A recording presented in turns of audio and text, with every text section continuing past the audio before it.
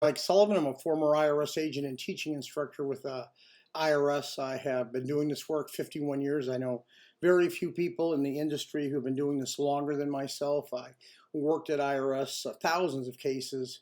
I have a whole team of former IRS agents on staff. I like to pull the curtain back and kind of tell you what's going on in the mind of the IRS agent, how when I was there we'd work cases.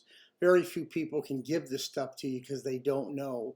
There's a lot of people on YouTube saying this and that, and a lot of it's just really not true. Anyway, today I want to talk to you about, I think, the most important aspect of the if you owe IRS debt, and that's the National Standard Program. It's huge.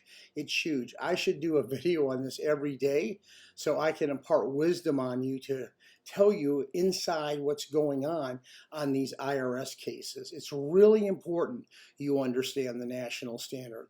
IRS must have a way to go ahead and to judge all cases fairly across the board. That's what IRS needs to do, and they've done that. When I was there, you use your best judgment, no more. IRS now dictates to you what expenses you can use. When IRS looks at your financial statement, I go over this all the time, they're looking at two things: your assets, and then they're looking at your income and expenses. Why? Because they want to get at least a good sized payment agreement from you. And how do they do that? They analyze your income and expense. On a financial statement, as an agent, you quickly look at the expenses. Usually they can't full pay, so now you're looking for the biggest payment you can. So what IRS has done very cleverly is they found that the Department of Labor has statistics.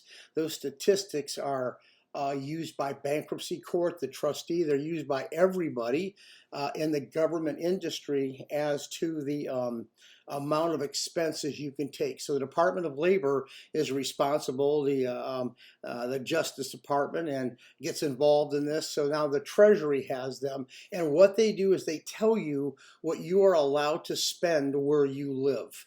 So if you look at an IRS financial statement, they will ask how much you spend for food, how much you spend for housing and utilities, how much you spend for a car payment, how much are your car expenses. No matter what you put down on your statement, IRS, in fact, is going to take all those out and say, no, we're going to use our national standards.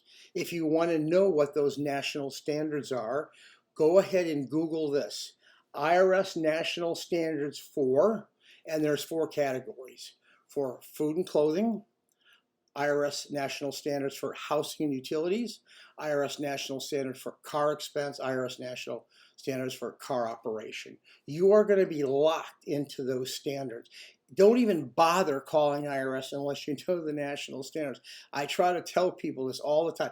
They call me and they say, oh, Michael, I really can't pay the money. I called IRS. I should have called you, and now I'm looking at a $1,500 payment agreement. They didn't know the national standards. So anyway, remember, I just told you what they are. Go and just Google what I told you and you'll be okay. We're available for representation. I've worked thousands of cases. I have an excellent team. Do me a favor, give me a subscription. I try to give you the information you need. If you have a question, you can email me. You want to retain me, whatever. Have a good day. Thank you.